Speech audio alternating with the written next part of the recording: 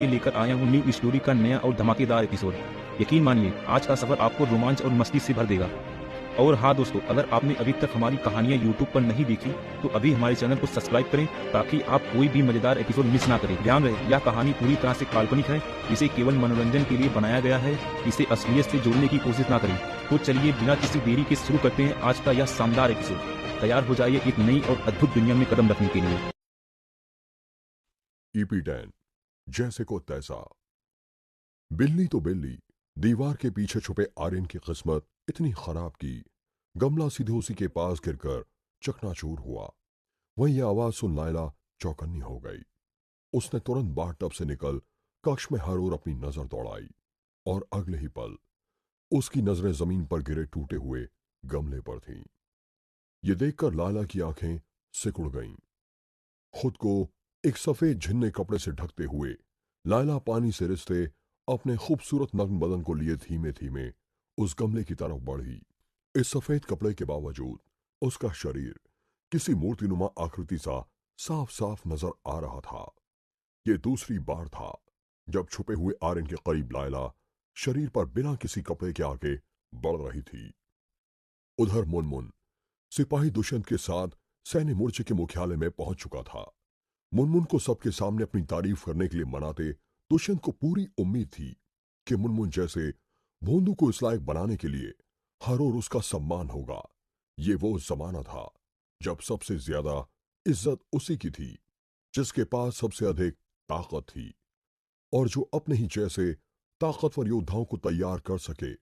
क्योंकि धन का क्या है, ताकत के बल पर वो किसी से भी छीना जा सकता है। सिंहासन का भी यही इतिहास रहा है, जिसके पास अधिक शक्ति उसी का शासन।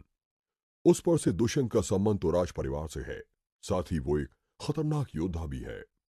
अब उसे जरूरत थी बस खुद को एक कुशल युद्ध गुरु के रूप में सबके सामने साबित करने की, और ऐसा करते ही उसे एक उच्च पद मिलना तय था। यही सब गणित लगातार दुष्यंत अपनी मूंछों को ताव देता हुआ मन ही मन बोला, आपको मुझ पर गर्व होगा पिताजी, लोग झुकेंगे मेरे आगे। वहीं इधर मुनमुन की नजरें रह रहकर आर्यन को ढूंढ रही थीं। आर्यन के प्लान के मुताबिक उसे अब तक यहां पहुंच जाना चाहिए था, पर आर्यन का दूर दूर तक कोई नामो निशान नहीं था। मुनमुन के इस तरह किसी के इंतजार करने को देख दुष्यंत मुस्कुराते हुए बोला, आ जाएंगे। सैन्य छवि के सभी सिपाही, सभी मंत्री, आर्यनगर के सभी लोग आ जाएंगे। चिंता मत करो मेरे खास शागिर्द, वैसे मुझे तुम्हारा ये उतावलापन पसंद आया। दुष्यंत को लग रहा था कि मुनमुन को सभी के आने का इंतजार है, जिसके बाद कि मुनमुन सबके सामने उसे अपना गुरु मान ले। हालांकि कहानी कुछ और ही थी, लेकिन उस कहानी को छुपाता हुआ मुनमुन बनते हुए बोला, हाँ हाँ, वो ना मुझसे रहा नहीं जा रहा है आपको सबके सामने अपना गुरु मानने के लिए, सबको ये बताने के लिए कि आप कितने महान हैं। कैसे आपने मुझे इन भेड़ियों से लड़ने वाली खूंखार तकनीक सिखाई। भेड़िए वाली बात सुनते ही दुष्यंत और उत्साहित हो गया। अरे हाँ भेड़िए, कहाँ है उन भेड़ियों की खाल जिन्हें मेरे शागिर्द ने अकेले ही मार डाला। ये रहे। दीवार पर लटके भेड़ियों की खाल को बड़ी बारीकी से देखते दुष्यंत की आंखें ये देखकर चौंधिया गईं कि इन भेड़ियों पर किया हर वार, इनको दिया हर घाव एकदम प्रेशर पॉइंट पर था, जिससे उनकी जान चली गई। पल भर को दुष्यंत हैरान रह गया। ये तुमने ही किया है मुनमुन? दुष्यंत का ये सवाल मुनमुन की मौत का आगाज हो सकता था, मगर इस बात को दबाता मुनमुन बड़े विश्वास के साथ बोला, इतने विश्वास के साथ कि दुष्यंत के पास उसकी बात मानने के अलावा कोई चारा नहीं था। बिल्कुल मालिक, आपको अपने नए शागिर्द पर शक कैसे हो सकता है? युद्ध गुरु दुष्यंत जी, होने वाले सेनापति अध्यक्ष दुष्यंत जी। अपने लिए ये सब उपाधियां सुनकर दुष्यंत के पूरे शरीर में मानो गुदगुदी सी होने लगी। और अब सभी भेड़ियों को फिर एक बार देखते हुए दुष्यंत ने ऐसे ही पूछ लिया, वैसे मुनमुन, मैंने तो सुना था कि तुमने 5 भेड़ियों को मौत के घाट उतारा था, और ये तो सिर्फ 4 ही भेड़ियों की खाल है। अचानक आए दुष्यंत के सवाल से मुनमुन हड़बड़ा गया। उसे समझ नहीं आया कि इस बात का वो क्या जवाब दे, क्योंकि वाकई मुख्यालय में सिर्फ 4 ही भेड़ियों की मृत खाल थी, 5वीं पांचवी खाल आर्यन ने अपने शरीर पर कस रखी थी। मुनमुन कुछ घबराते हुए बोला, हाँ, वो मैं। इधर मुनमुन को कुछ समझ नहीं आ रहा था कि वो क्या कहे, और उधर आर्यन को कुछ समझ नहीं आ रहा था कि वो क्या करे। लायला का भीगा बदन हर दूसरे पल दीवार के पीछे छुपे आर्यन की ओर बढ़ता जा रहा था, और अब किसी भी पल आर्यन पकड़ा जाने वाला था। मगर तभी म्याऊं, वहीं बिल्ली कूदती हुई लाला के ठीक सामने से गुजरती हुई दूसरे कमरे की ओर भाग गई।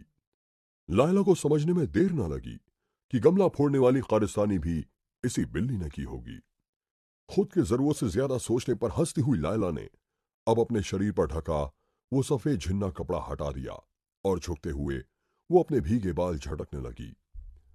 लायला के इस तरह झुकने से उसके पीछे छुपकर खड़े आर्यन के सामने क्या नजारा होगा, वो आप समझ सकते हैं। कैसे आर्यन खुद को कंट्रोल कर रहा होगा, उसका भी आप अंदाजा लगा सकते हैं। वहीं आर्यन की मौजूदगी से बेखबर लायला अब अपने यौवन को भरे शरीर को कांच में निहारती हुई उसे पोंछने लगी। कहीं ना कहीं लायला को अपने शरीर पर खुद की खूबसूरती पर थोड़ा घमंड था, और जिस तरह उसने अपने दुश्मन आर्यन को अपने रास्ते से हटाया था, उसके बाद तो उसे अपनी बुद्धि पर भी नाज था। पर तभी उसके इन सभी घमंडों को तोड़ते दो खूनी हाथ पीछे से उसके मुंह को दबोचते हुए उस पर टूट पड़े। ये हाथ आर्यन के थे, जो भेड़िए की खाल पहने गुस्से में लाल लायला को जोर से जकड़कर अपने काबू में कर रहा था। वहीं अचानक हुए इस हमले से हड़बड़ाई और उसके साथ ही कांच में अपने पीछे भेड़िए की खाल ओढ़े किसी शख्स को देख घबराई। लायला किसी मछली सी छटपटाने लगी। आर्यन का चेहरा ठीक अपने पीछे होने के कारण लायला उसे देख नहीं पाई थी।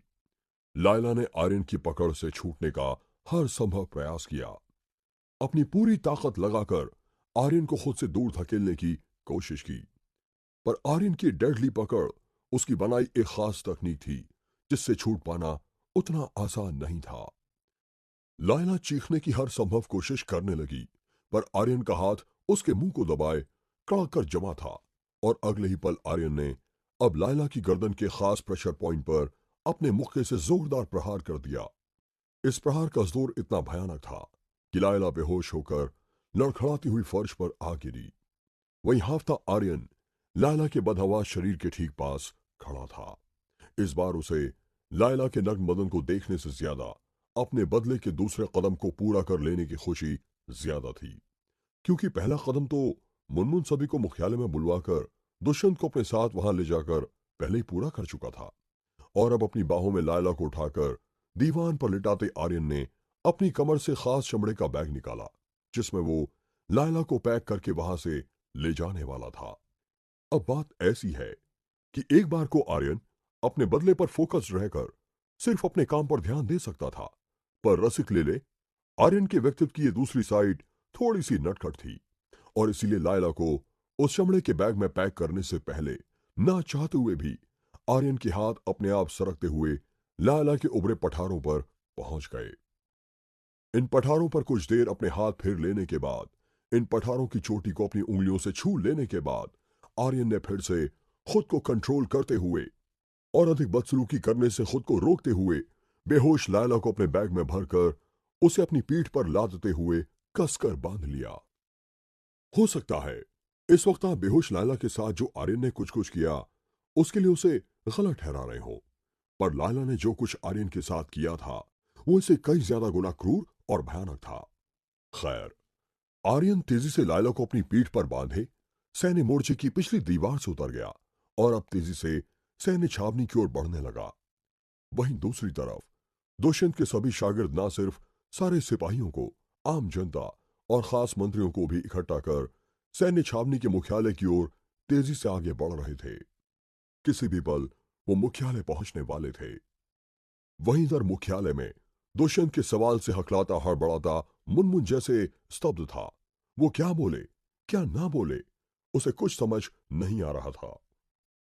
मगर मुनमुन को इस तरह घबराता देख दुष्यंत गंभीर मुद्रा बनाते हुए बोल पड़ा, पकड़े गए ना, मेरी नजर से किसी का भी बच पाना नामुमकिन है मुनमुन। दुष्यंत की ये बात सुनकर मुनमुन का पूरा शरीर ठंडा पड़ गया, क्योंकि वो जानता था कि दुष्यंत कितना क्रूर और जालिम है। वो क्या क्या कर सकता है, किस हद तक जा सकता है। और आर्यन भी अब तक मुख्यालय नहीं पहुंचा था। तो वक्त काटने के लिए, प्लान को सक्सेसफुल बनाने के लिए और अपनी जान बचाने के लिए ऐसी परिस्थिति में मुनमुन के पास दुष्यंत के पैरों में गिरकर माफी मांगने के अलावा कोई चारा नहीं था। सो वही करता हुआ मुनमुन गिड़गिड़ाता हुआ बोला, मुनमुन को माफ कर दीजिए मालिक। मेरा ऐसा, मुझे माफ कर दीजिए। मुनमुन को वैसे तो यकीन था कि दुष्यंत माफ करने वालों में से नहीं है, पर फिर भी कोशिश करने में क्या हर्ज है। और आश्चर्य मारने की बजाय मुनमुन को बड़े प्यार से अपने कदमों से उठाता दुष्यंत मुस्कुराकर बोला, अपने नए शागिर्द के लिए इतना तो कर ही सकता हूं मैं। मुनमुन को कुछ समझ नहीं आ रहा था। दुष्यंत जैसा क्रूर इंसान उसके खिलाफ आर्यन के साथ मिलकर इतना बड़ा प्रपंच रचने के लिए उसे कैसे माफ कर सकता है। पर शायद मुनमुन कुछ ज्यादा ही सोच रहा था। दुष्यंत ने फिर मुस्कुराते हुए कहा, बेच दी ना तुमने खाल उन व्यापारियों को जो तुम्हें इन खालों की मुंह मांगी कीमत दे रहे थे। हम्म। जहां मुनमुन कुछ और सोच घबरा रहा था, तो वहीं दुष्यंत के दिमाग में कुछ और ही था। क्योंकि वो सपने में भी नहीं सोच सकता था कि आर्यन को इस तरह मारने के बाद, उसे जमीन में गाड़ देने के बाद वो जिंदा बच सकता है। ना ही वो कभी ये सोच सकता था कि मुनमुन जैसा भोंदू उसके खिलाफ कोई साजिश रच सकता है। और शायद यही सोचकर आर्यन ने मुनमुन को दुष्यंत के पास भेजा था। अपने नए शागिर्द की इस हरकत पर हंसता हुआ दुष्यंत बोला, खैर, तुम्हें उसके लिए माफी मांगने की कोई जरूरत नहीं मुनमुन। मैं तुम्हारी जगह होता तो मैं भी यही करता। मुंह मांगी स्वर्ण मुद्राएं, वो भी अपने मारे भेड़ियों के बदले। खराब सौदा नहीं है। मैं तो इस बात पर सेनापति अध्यक्ष जी के खिलाफ हूं। मैं तो कहता हूं, अगर अगर मैं सेनापति अध्यक्ष बना तो तुम्हारे लिए खास रियायत होगी कि तुम मन चाहे जानवर मारकर उनकी खाल, उनका शरीर, सब कुछ बेच सकते हो। दुष्यंत जहां मुनमुन को पटाने के लिए उसे हर संभव लालच दे रहा था, तो वहीं दुष्यंत को असल बात नहीं पता चली। ये सोचकर मुनमुन हैरान था। भगवान महान है, वरना आज तो मेरा काम तमाम था। मन ही मन ये सोचता मुनमुन भगवान को धन्यवाद करने हाथ जोड़ ही रहा था कि दुष्यंत को लगा जैसे मुनमुन उसकी खास रियायत के लिए उसके हाथ जोड़ रहा है। दुष्यंत इतराते हुए बोला, अरे नहीं नहीं, इसकी कोई जरूरत नहीं है। माना मैं भगवान जितना ही दयालु हूं, पर इसकी कोई जरूरत नहीं मुनमुन। लेकिन तभी दुष्यंत के कानों में एक जानी पहचानी आवाज गूंज उठी, तुम जरूर भगवान जितने दयालु होने का दावा कर सकते हो, और तुमने जो किया है उसके बाद भगवान तुम्हारे लिए उतने दयालु नहीं रहे। जानी पहचानी इस आवाज को सुनकर दुष्यंत की हवाएं उड़ गईं। उसे अपने कानों पर यकीन नहीं हुआ। दुष्यंत तेजी से पलटा, पर तभी सामने से उसकी नारियलनुमा खोपड़ी को फोड़ता डंडे का एक जोरदार प्रहार उसके सर पर हुआ। दुष्यंत कुछ भी सोच या समझ पाता उसके पहले ही वो जमीन पर चित होकर औंधे मुंह पड़ा था। वहीं आर्यन को ठीक समय पर पहुंचा देख मुनमुन ने भी चैन की सांस ली। और अब बगैर समय गवाए आर्यन ने मुख्यालय की मुख्य मेज पर, जिस पर कि सेनापति अध्यक्ष अपना काम करते थे, उस पर लायला के नग्न शरीर को लेटाते हुए जमीन के बेहोश पड़े दुष्यंत के भी कपड़े निकाल दिए। और अब नग्न दुष्यंत के शरीर को नग्न लायला के शरीर पर अच्छे से जमाते हुए आर्यन मुस्कुराते हुए बोला, जैसे को तैसा।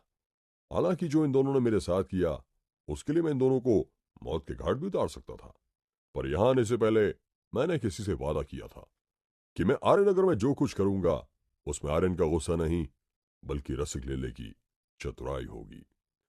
आर्यन का इशारा मुनमुन की तरफ था, जिसे सुन मुनमुन खुशी से मुस्कुरा उठा। आर्यन ने आगे कहा, किसी भी पल दुष्यंत के ही बुलाए सारे सैनिक, मंत्री, सेनापति जी और आर्यनगर के सारे लोग ये तमाशा देखकर फैसला करेंगे कि इन दोनों के साथ सैन्य नियम के मुताबिक क्या करना चाहिए। वैसे मैंने सुना था इसकी सजा केवल मौत है, जो सेनापति ने मुझे सुनाई थी। कहते हुए आर्यन मुस्कुरा पड़ा। तभी दुष्यंत का बुलाया लोगों, मंत्रियों और सैनिकों का सारा हुजूम वहां आ पहुंचा।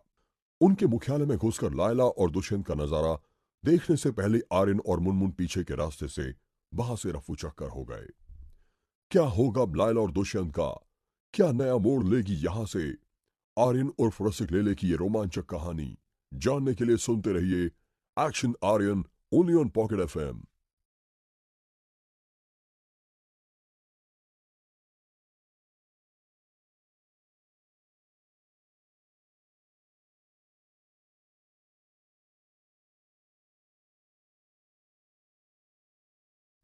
एपिसोड 11 ताकत का जोर।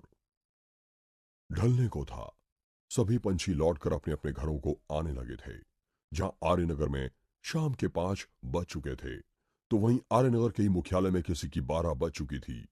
और वो कोई और नहीं, खुद सिपाही दुष्यंत और सेनापति की बेटी लायला थी।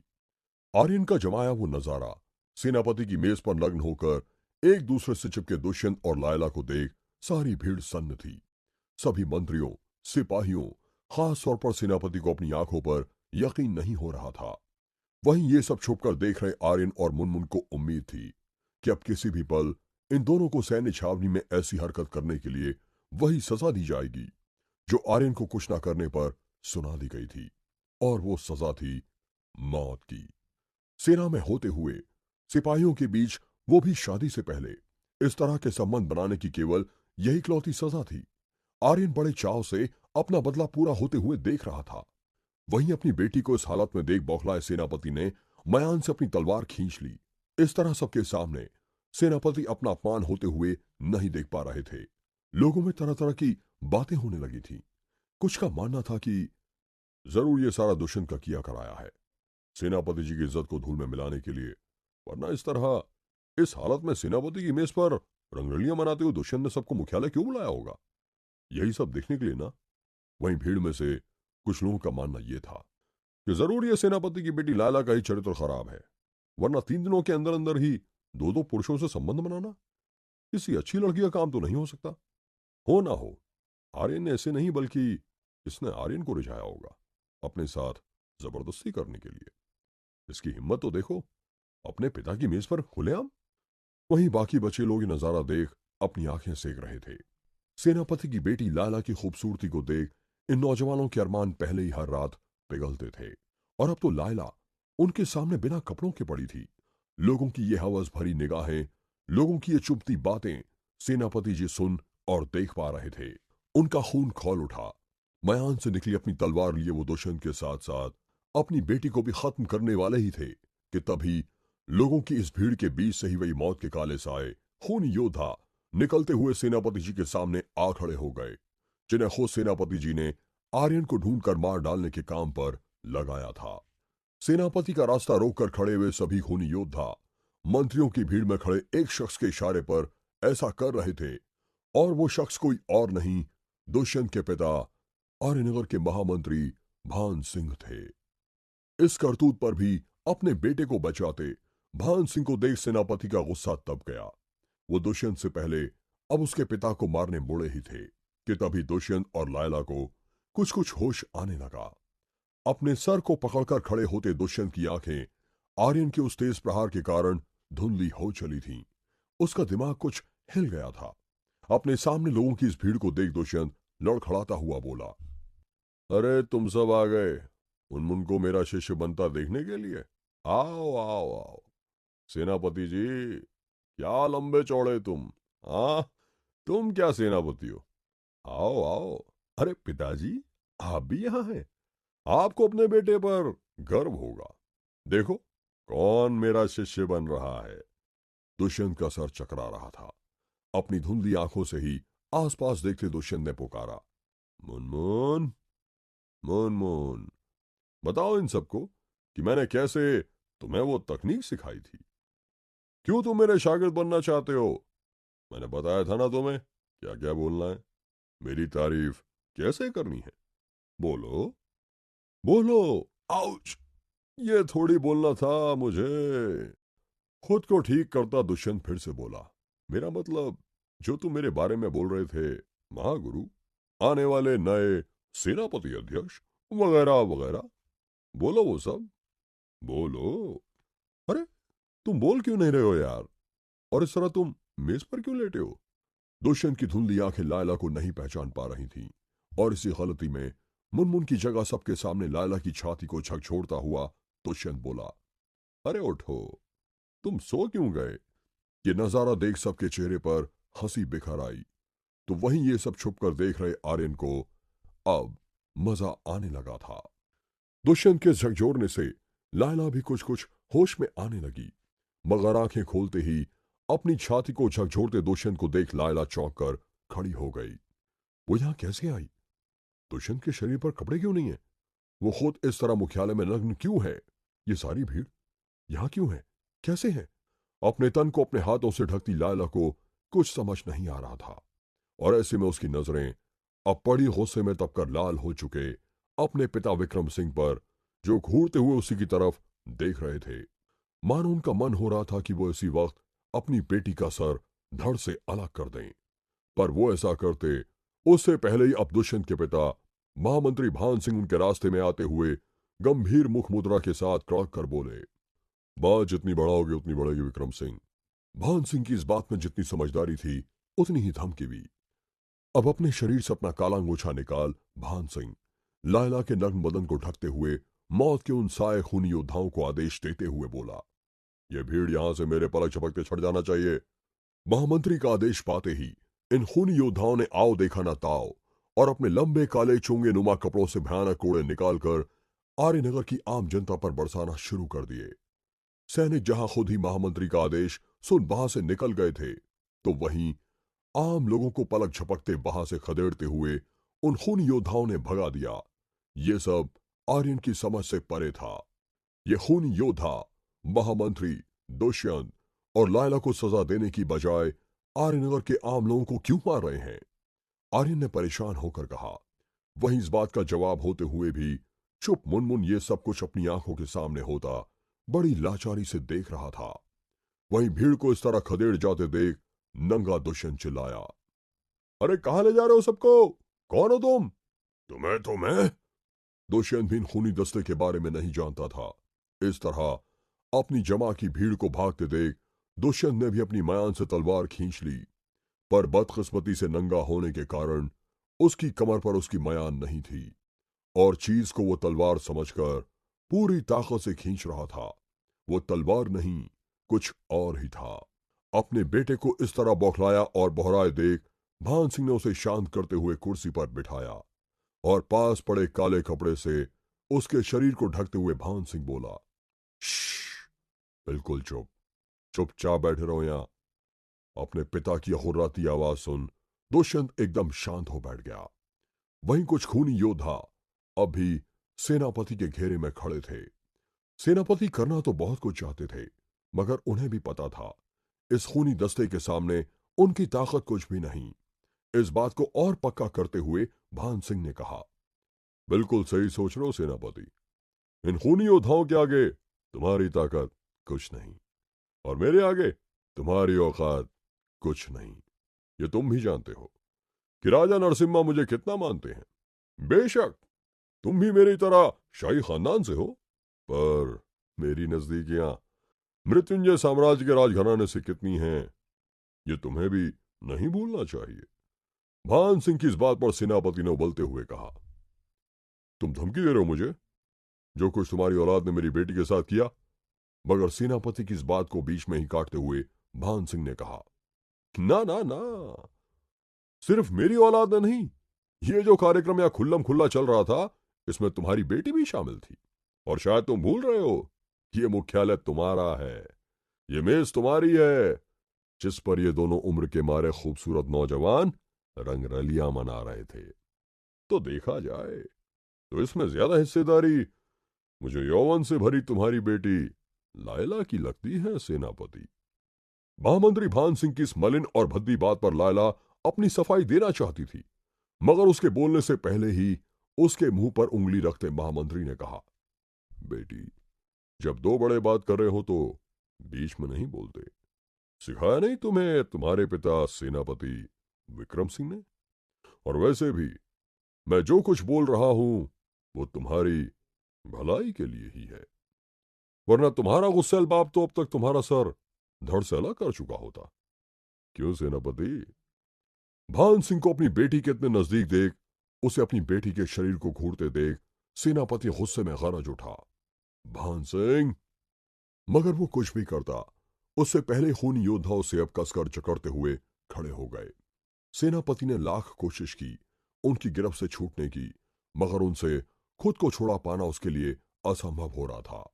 वहीं सेनापति के इस तेवर से नाखुश भान सिंह गुस्से में अपनी बाहें उचकाता हुआ अब ठीक सेनापति के बौखलाए चेहरे के पास जाता हुआ बोला, यह तेवर मुझे पसंद नहीं है सेनापति। तुम्हें शायद पता नहीं, इस तरह मुझे तेवर दिखाने वाले के साथ मैं क्या करता हूं। अब मेरा समय बर्बाद करने की बजाय, मुझे और गुस्सा दिलाने की बजाय मेरी आखिरी बात सुन लो। जो हुआ उसे यहीं दबा दो। मैं आज ही आदेश दे दूंगा कि जो कुछ आज यहां सैनिकों ने देखा, उसकी बात आज के बाद करने पर उन्हें सीधा सूली पर लटका दिया जाएगा। आर्यनगर के लोगों के लिए भी यही फरमान होगा मेरा। कुछ ही दिनों में लोग इस बात को भूल जाएंगे।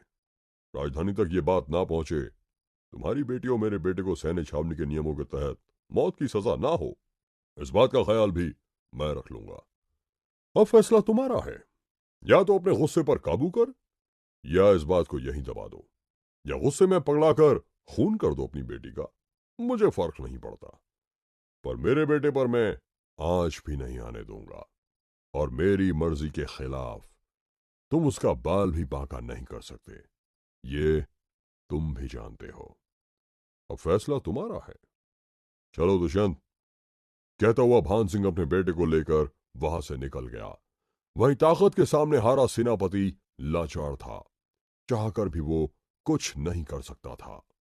यही सोचकर कि भान सिंह के जोर के आगे बेबस वो दुष्यंत का तो कुछ नहीं कर पाएगा, फिर क्यों वो अपनी बेटी की हत्या का बोझ भी अपने सीने पर ले।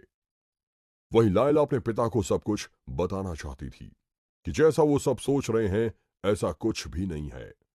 वो भेड़िया नुमा हमलावर, उसका लायला पर वार करके उसे बेहोश करना, लायला ये सब कुछ अपने पिता विक्रम सिंह को बताना चाहती थी, पर शायद उन सब बातों का अब कोई मतलब नहीं था। लायला से कुछ भी कहे बिना, उसकी कुछ भी बात सुने बिना सेनापति वहां से मुंह लटकाए निकल गया। मामला यहीं दब गया। ताकत के आगे कोई भी सजा, कोई मुकदमा नहीं चला। सीधा फैसला हुआ, और यह फैसला उनके हक में था। जो ताकतवर है, सत्ताधारी है, इसी बात से बौखलाए आर्यन का पारा चढ़ चुका था। ये नियम, कायदे, कानून सबके लिए अलग कैसे हो सकते हैं? एक तरफ मैं था जिसने कुछ गलत नहीं किया था, मुझे फंसाया गया था, पर फिर भी बिना मेरी बात सुने, बगैर सच जाने मुझे मौत की सजा सुना दी गई। और इंसाफ के तराजू के दूसरी तरफ महामंत्री का बेटा दुष्यंत और उन्हीं सेनापति की बेटी लायला है, जिन्होंने मेरे लिए मौत का ऐलान किया था। पर इनका किया गुनाह गुनाह नहीं, इनके लिए कोई सजा नहीं, जबकि जो वो कर रहे थे वो सबके सामने था। ऐसा क्यों? आर्यन की झुंझुलाहट अब परवान पर थी, जिसे देखते हुए मुनमुन ने कहा, ये आप पूछ रहे हैं मालिक, जिसके साथ पहले भी ये सब कुछ हो चुका है? भूल गए आपकी मां को किस तरह आर्यनगर के इन्हीं लोगों ने? कहते हुए मुनमुन रुक गया। उसका इशारा इतिहास में हुई आर्यन और उसकी मां के साथ घटी किसी घटना की ओर था। पर उस बात को छेड़ने से खुद को रोकता हुआ मुनमुन चेहरे पर एक हारी हुई सी मुस्कान लिए बोला, कानून सिर्फ और सिर्फ कमजोर लोगों के लिए है मालिक, ताकतवरों के लिए कोई नियम, कोई कानून नहीं है। मुनमुन की कही आर्यन की मां से संबंधित ये बात जैसे आर्यन याद नहीं कर पा रहा था। किस बारे में बोल रहा है मुनमुन? क्या हुआ था पहले? अगर इस नई दुनिया में, इस नए शरीर के साथ मुझे जीना है, तो मेरे लिए सब कुछ जानना जरूरी है। खुद से मन ही मन ये बोलता आर्यन जैसे बीती हुई कुछ बातें भूल चुका था। उसके जहन से कुछ यादें मिट चुकी थीं, या उन यादों का एक बुरा समय मानते हुए आर्यन इन बातों को बहुत पहले ही भुला चुका था, जिसे फिर से जानना उसके लिए जरूरी था। मेरी मां, उनके बारे में क्या मुनमुन?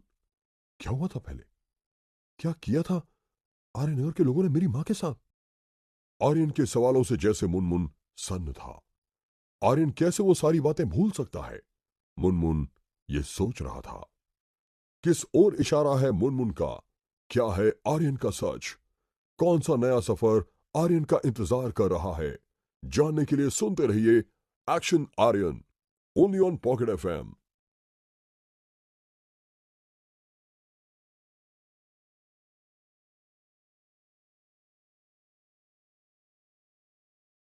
दोस्तों, आपको यह एपिसोड कैसा लगा हमें कमेंट करके जरूर बताएं, और इस वीडियो को लाइक और शेयर करना ना भूलें। चलिए मिलते हैं एक नए एपिसोड के साथ।